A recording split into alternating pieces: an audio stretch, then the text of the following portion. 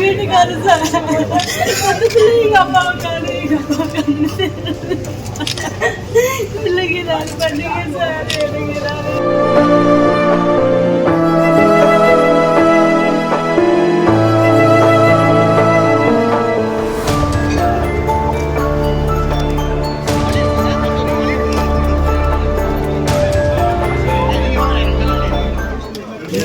சின்ன 16 வருஷம் கழிச்சு பண்ணவர் குருசாமியோட வீட்டுக்காரு. ஆமாம், நார்மல் நிரந்தர வருமானம் என்ன பண்ணிட்டு பிள்ளைகளோட எஜுகேஷனுக்கும் பிள்ளைக்கு படிப்பு வரணுமையா, இந்த மாதிரி இருக்கக்கூடாதுயா, படிக்கிறதுக்கு நல்லது செய்வியா, வேலை பண்ணுங்கய்யா. என் உடம்பு முடியாத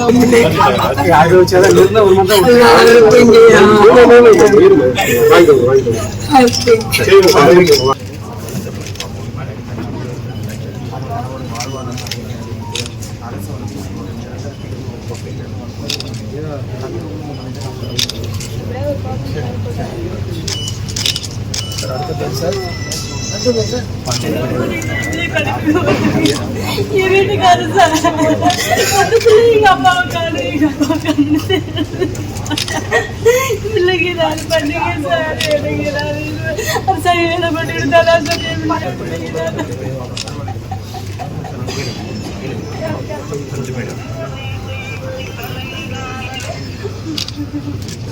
ஆண்கள் உட்பட 10 நபர்கள் சம்பவ இடத்திலே உயிரிழந்திருக்கிறார்கள்.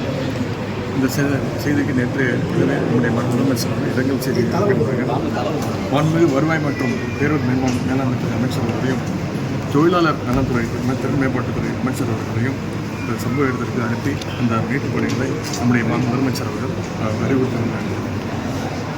இந்த விபத்தில் உயிரிழந்தவருடைய குடும்பத்தினருக்கு உறவினர்களுக்கு நம்முடைய முதலமைச்சர் அவர்கள் தங்களுடைய ஆழ்ந்த இரங்கலை தெரிவித்திருந்தார். நானும் என்னுடைய ஆழ்ந்த இரங்கலை அரசின் சார்பாக ஆறுதலை தெரிவித்துக் கொள்வதோடு அவருடைய குடும்பத்திற்கு தமிழ்நாடு அரசின் சார்பாக தலா 3 லட்சம் ரூபாயும், பலத்த காயமடைந்தவர்களுக்கு தலா 1 லட்சம் ரூபாயும் முதலமைச்சருடைய பொது நிவாரணத்தில் கொடுக்கப்படுகின்றது.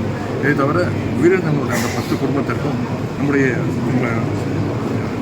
தொழிலாளர் அந்த துறையின் சார்பாக நலன்துறையின் சார்பாக தனியாக 2,05,000 ரூபாய் கொடுக்கப்பட்டிருக்கு. அப்புறம் 4 பேர் ஆஸ்பத்திரியில் தீவிர சிகிச்சை பிரிவில் இருக்கிறாங்க. அவங்க விரைவில் குணமடைவாங்க. அதாவது தமிழக அரசு அறிவித்த நிவாரண தொகையை கொஞ்சம் உயர்த்தி பாதிக்கப்பட்ட மக்களுக்கு கேட்கிறாங்க. அரசு ஏற்கனவே 3 லட்சம் கொடுத்துருக்கு. நம்முடைய துறையின் சார்பாக தனியாக 2,05,000 கொடுத்துருக்குறோம். அவங்க வேலை வேணும், நிரந்தர வேலை வேணும்னு மனுக்கள் கொடுத்துருக்குறாங்க. முதலமைச்சர்கிட்ட கண்டிப்பாக எடுத்துக்கொண்டு போய் இந்த அங்கன்வாடி அப்புறம் இந்த காலை சத்துணவு திட்டங்களில் சமைக்கிறதுக்கு அந்த வேலைகளில் அவங்களுக்கு கண்டிப்பாக முன்னுரிமை கொடுக்கப்படும். சார், இது போன்ற விபத்துகள் இனிமேல் நடக்காமல் தவிர்க்கிறதுக்கான என்னென்ன முன்னெச்சரிக்கை நடவடிக்கை எடுக்காங்க சார்? தொடர்ந்து ரெவன்யூவும் லேபர் டிபார்ட்மெண்ட்டும் எல்லாத்தையும் செக் பண்ணிட்டு தான் இருக்காங்க. மொத்தம் 1200 ஃபேக்ட்ரி நமக்கு நம்ம மாவட்டத்தில் இருக்குது. ஒரு சில இடங்களில் எதிர்பார்க்காமல் நடக்குது. இது புறமே மனித தவறை ஒழிய மெஷினரி கிடையாது. நேற்று நடந்தது பார்த்தீங்கன்னா மிக்சிங் தான் நடந்திருக்கு. இன்னும் கொஞ்சம் கடுமையாக இன்ஃபெக்ஷனாக கடுமையாக பண்ணுறோம். ஃபேக்ட்ரியெலாம் க்ளோஸ் பண்ணிடுறோம். 30 ஃபேக்ட்ரி க்ளோஸ் பண்ணியிருக்கு. இப்போ சம்பவம் நடந்து இந்த ஃபேக்ட்ரியும் க்ளோஸ் பண்ணிடுறோம். எல்லா கடுமையாக நடவடிக்கை எடுத்து எதிர்காலத்துக்கு இல்லாத அளவுக்கு செஞ்சுக்கலாம். கண்காணிக்கிறதுக்கு குழு அமைக்கும்.